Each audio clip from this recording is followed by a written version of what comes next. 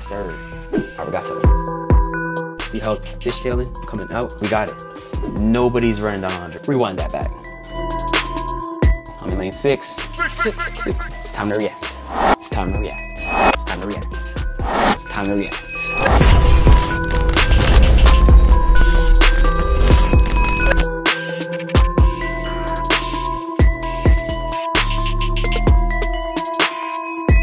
What's good? Welcome back to another episode of Kingsley TV. My name is Aaron Kingsley Brown. I post videos about the track and field experience. My life is a professional sprinter, so if you vibe with that, consider hitting that subscribe button and join me on the way to 25,000 subscribers. I'm coming to you live from Lausanne, Switzerland, where I'm about to run another Diamond League 200 meters, the last 200 meters before the Canadian Championships. And today's video is another reaction video. This time I'm reacting to the first time I broke the 10-second barrier in my career back in 2016. I recently posted the first time I broke the 20-second barrier in this video right here, so you can go watch that after you watch this video. But without any more waiting, it's time to react.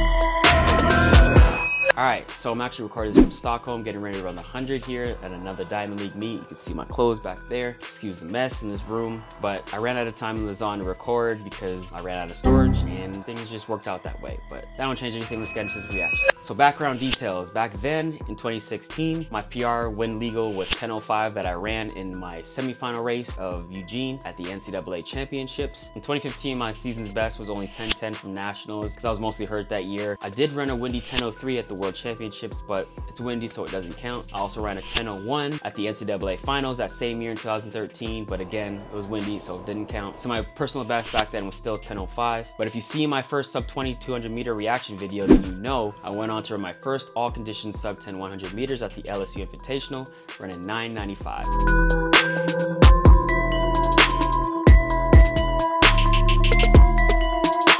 If you haven't seen that video, then go watch it right here, like I said earlier. So after my fastest season opener ever to that point in my career in Gainesville, where I ran 10:10, I then went on to Shanghai in a Diamond League race where I won the B race in 10:14.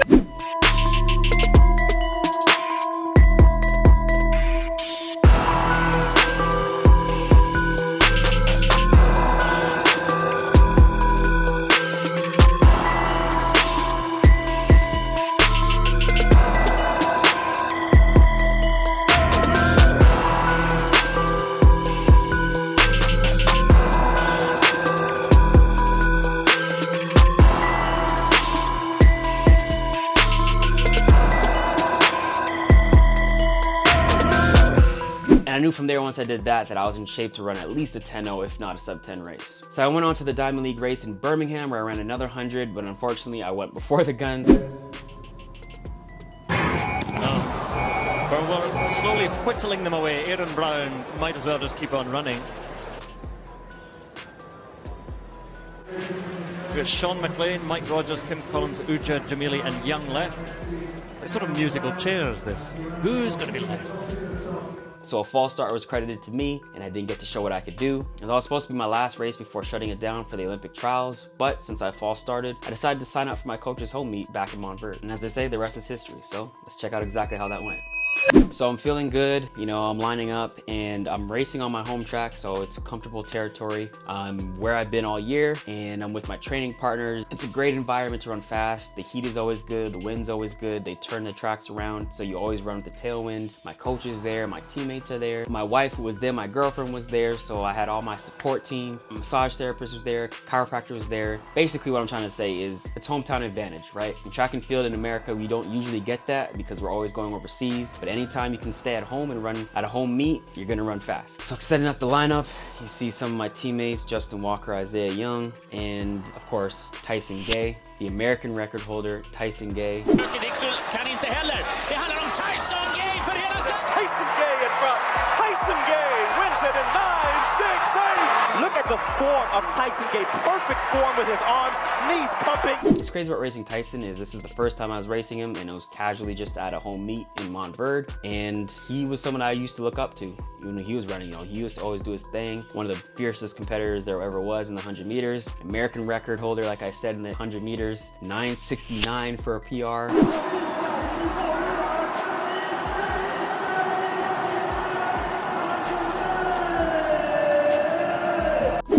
next level stuff. So I held him in high esteem, but I'm sorry.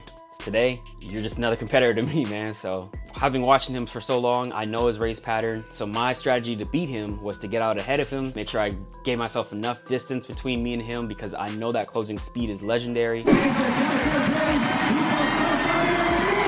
And he's gonna be hunting for me. So I just told myself to stay relaxed, even if I felt him beside me, and don't fold, just don't panic. Hold your form to the tape, all the way.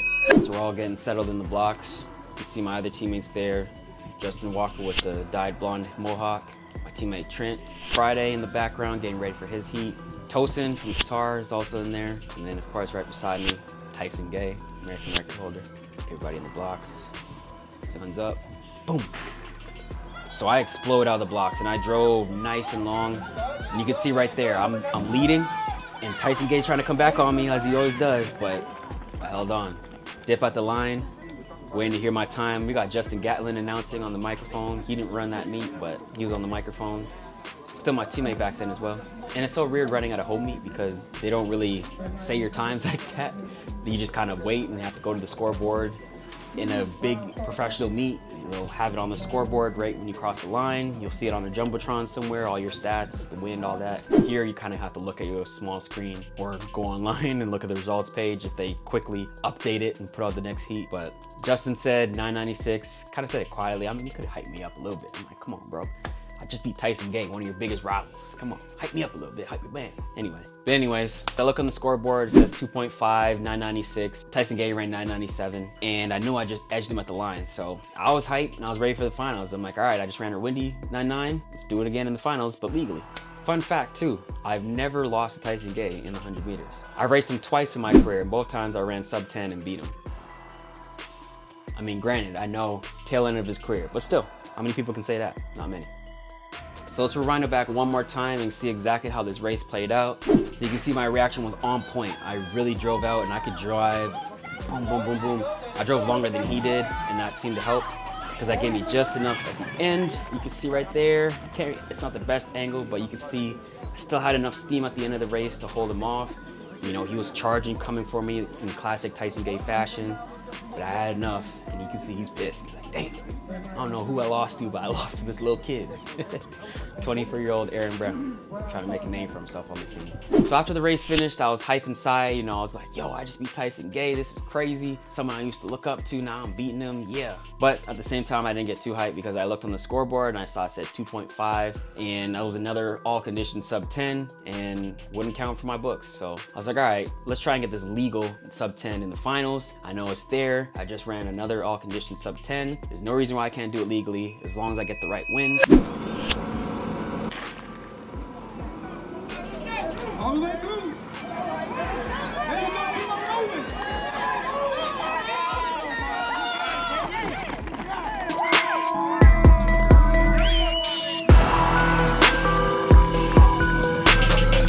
Went on to run 10:01 in the finals, so I was agonizingly close, but no cigar. I left today upset because I was so close to running sub 10, but I lost, and I finished second behind Marvin, who ran 994 with a little generous start, I might say, but we'll let that go. But as I was cooling down, my phone started to blow up, and they were like, yo, you ran 9.9. And I was like, yeah, I did, but it was wind dated. I've already done that earlier this season. They're like, no, it was legal. I'm like, what you talking about? It was 2.5. And they're like, no.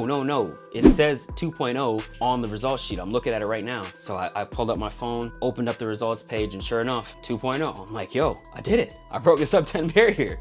And it turns out that the 2.5 was from the heat before mine, and they hadn't updated the wind yet. So I don't know, you know how it goes in local meets. It's not exactly like it is overseas where things are done more professionally, more polished, but hey, I'll take it. 996 on my books, that's crazy. So instantly my mood changed. I started getting hype. I looked at it over and over just to make sure it was real and they didn't take it away from me. And I couldn't wait until they actually put it on the IAAF page and updated my bio. Man, sub 10, this is like every track and field sprinter's dream to run sub 10 in the 100 meters. And I did it, 24 years old. And I was like, man, I'm hyped for the Olympics now. Like, I'm sub 10 runner. This put me in a whole different stratosphere. So the aftermath after running that race was crazy. After running the first sub 10 in my career, everything changed. Going from 10:05 to 9:96, Team Canada put out a graphic that said I was the 4th Canadian in history to run under 10 seconds legally. I had newfound fame. All these reporters wanted to hit me up. And of course, I already have the hype from it being Olympic year in 2016. So the press run is going crazy. Now Canada had 2 sub 10 runners in the country, something we haven't had since the 90s with Donovan and Bruni Cern. And like I said, the media was going crazy. They were ringing off my phone. They wanted to put out articles. I had a camera crew follow me at Canadian Nationals, which I've never had before. So all this attention came just from breaking 10 seconds. And that goes to show how important it was back then, especially being Canadian. So that's still my PR to this day, 9:96. I actually tied it running 9:96 again at the Canadian Nationals with a 1.7 wind, so a little less wind. Blake running well in lane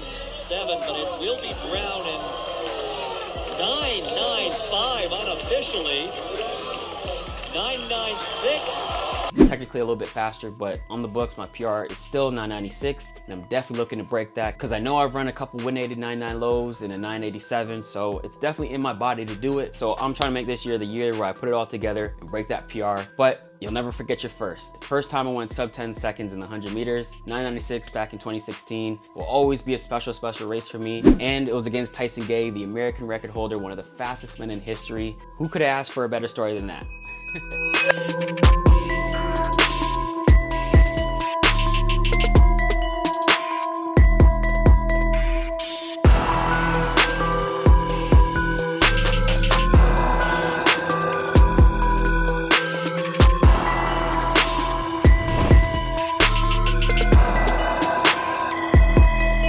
So far in this video, I reacted to the first time I ran sub 10 seconds in the 100 meters in my career. If you enjoyed this type of reaction video, then check out this reaction playlist right here, or check out another video that YouTube recommends. Don't forget to smash that like button, subscribe to the channel to join me on the way to 25,000 subscribers, and check out my website, Aaron K. Brown, for updates on my season and all things Aaron Kingsley Brown, including my new merch.